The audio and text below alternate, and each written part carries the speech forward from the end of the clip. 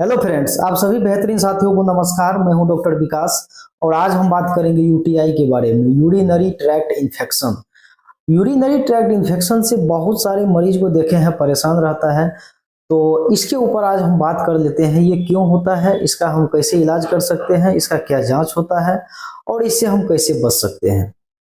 Friends, UTI जो होता है, सबसे पहले आप यूटीआई को समझ लीजिए।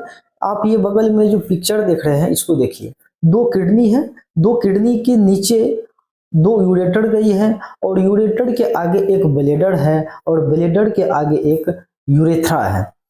तो जब ये किडनी और यूरेटर में ये यूटीआई होता है, यूरिनरी ट्रैक्ट इन्फेक्शन होता है, तो उसको हम बोलते हैं अपर यूटीआई। और ब्लेडर और यूरेथ्रा के में जब ये होता है तो उसको बोलते हैं हम लवर यूटीआई। यानी कि ये यूटीआई जो होता है ये ग्राम नेगेटिव बैक्टीरिया के कारण होता है और ग्राम नेगेटिव बैक्टीरिया इसमें मेनली जो होता है वो होता है इकोलाई, मेनली इकोलाई होता है। और ये ज्यादातर ओल्ड एज के पेशेंट को ये इन्फेक्टेड करता है। जैसे मतलब ओल्ड एज हो गया, जो डायबिटिक पेशेंट है उसको हो गया, और जो प्रेगनेंसी की महिला होती है, जो प्रेगनेंसी में होते हैं उसको भी ये ज्यादा इफेक्ट करता है। तो इसको सबसे पहले समझना है। तो उसमें ये ग्राम नेगेटिव बैक्टीरिया वो फ्लश करने के लिए बाहर निकलते हैं, बॉडी उसको बाहर निकालती है। लेकिन आपका जो एनाल और यूरेथर का जो हाइजीन होता है, वहाँ का जो साफ सफाई होता है, वो मेंटेनेंस सही से नहीं होने के कारण वो वहाँ पे इन्फेक्टेड कर देते हैं। और वहाँ पे वो इन्फेक्टेड करेगा, अक्सर ये बैक्टीरिया जो होता है पानी के माध्यम से आपके बॉडी में ये इन्फेक्टेड होगा। जब भी आपको ये पानी के माध्यम से जाएगा तो मान लीजिए अगर ये यूटीआई ब्लेडर और यूरेथर के बीच में है, अगर ये ब्लेडर में यूटीआई होता है तो उसको हम सिस्टाइटिस बोलते हैं, अगर यूरेथ्रा में होता है तो उसको यूरेथ्राइटिस बोलते हैं। यही यूटीआई यानी इकोलाई बैक्टीरिया अगर आपकी किडनी को डैमेज करता है तो वो होता है पायलियोनेफ्राइटिस। ठीक है। और ये पुरुषों के अपेक्षा ये जो यूटीआई होता है महिलाओं में ज्यादा होता है। महिलाओं में ज्यादा इसलिए होता है कि उसका जो एनाल एरिया होता है और यूरेथ्रा एरिया होता है, उसका जो डिस्टेंस है वो काफी कम होता है। काफी कम होने के कारण अगर वो बैक्टीरिया उसके बॉडी में अगर एंट्री कर गया है, अगर वो साफ सफाई उसका अच्छा से नहीं है, तो वो पानी के माध्यम से वो फट से वो बैक्टीरिया जो है उसके ब्लेडर में एंट्री कर जाता है और उसको इन्फेक्टेड कर देता है। तो अक्सर ये महिलाओं में ज्यादा होता है, इसको भी आपको देखना है। अगर आपको यूटीआई हो गया है, बार बार होता है, तो आप पानी का रेशियो आप ज्यादा बढ़ाइए।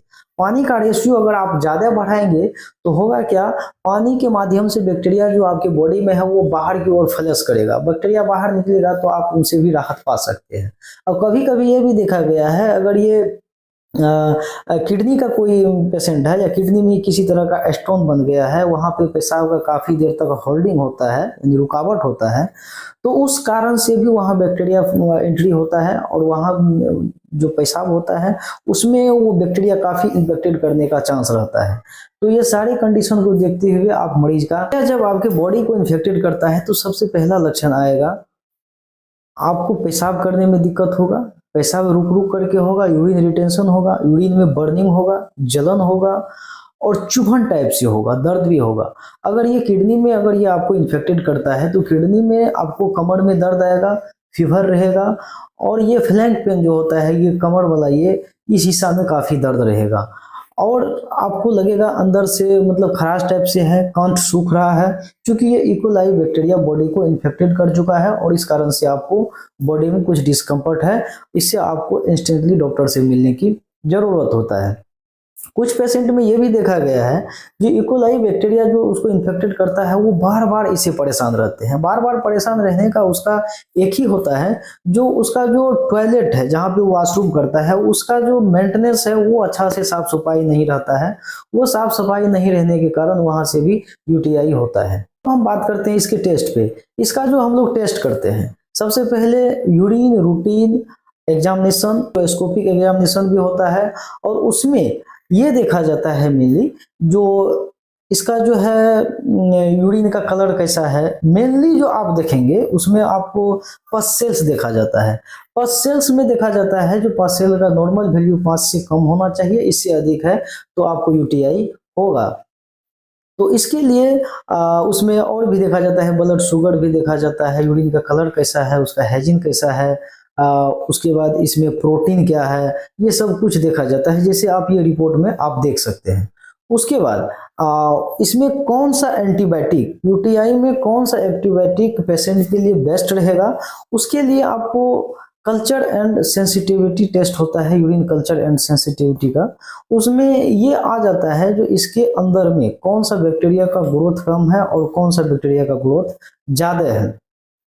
उसके अंदर में ये आ जाता है जो कौन सा एंटीबायोटिक का ग्रोथ कम है और कौन सा एंटीबायोटिक का ग्रोथ ज्यादा है। जैसे कि आप देख रहे हैं किसी का यूरिन कल्चर रिपोर्ट आप देखिए, उसमें रहता है सारे एंटीबायोटिक का एक लिस्ट आ जाता है, जो कौन सा एंटीबायोटिक इसको रेसिस्टेंट है या कौन सा इसको जो है इसके बॉडी में, जिसके आगे में आर लिखा है रेसिस्टेंट वो काम नहीं करता है, और जिसके आगे में जो रेसिस्टेंट है एंटीबायोटिक वो काम नहीं करेगा, और जो रेसिस्टेंट नहीं रहता है उसके आगे में प्लस प्लस का चिन्ह लिखा रहता है। तो आपको मेनली ये देखना है कि एंटीबायोटिक इसको कौन सा बेटर रहेगा। उसमें सिप्रोफ्लोक्सासिन, लिवोफ्लोक्सासिन, ओफ्लोक्सासिन, उसके बाद बहुत सारे एंटीबायोटिक का उसमें लिस्ट दिया हुआ रहता है, जो कि आप इसमें आप देख सकते हैं। समझ गए? अब मेनली आपको ये भी देखना होगा, अगर उसमें एमिकासिन का प्लस प्लस है तो आपको लगेगा जो हम ये एमिकासिन ही दे देते हैं, इसके लिए बेस्ट रहेगा। लेकिन आपको उस पेशेंट का हिस्ट्री भी देखना पड़ेगा। अगर वो किडनी डिजीज का नहीं है या सीपीडी का नहीं है, तो उस कंडीशन में आपको वो एमिकासिन को अवॉइड करके अदर कोई एंटीबायोटिक उसको आप दे सकते हैं। ऐसा दीजिएगा तो पेशेंट पूरी तरह से यूटीआई से मुक्त हो जाएगा। ठीक है, अब हम बात करते हैं इससे हम बच कैसे सकते हैं। इससे बचने का एक ही उपाय है, जो आप पर से जो है जहाँ पे वॉशरूम वगैरह से होता है उसको पूरा क्लीन रखिए। आपका हाइजीन अच्छा होना चाहिए। पानी, दूषित पानी वगैरह से नहीं पीना चाहिए, इस कारण से आप इससे बच सकते हैं। ठीक है फ्रेंड्स, और इसमें अगर आपको बुखार लगता है, फीवर लगता है, तो अधिक जानकारी के लिए आप अपने नज़दीकी डॉक्टर से मिल सकते हैं। वीडियो अच्छा लगा हो तो लाइक शेयर कर दीजिए। मिलते हैं नेक्स्ट वीडियो में। Thank you.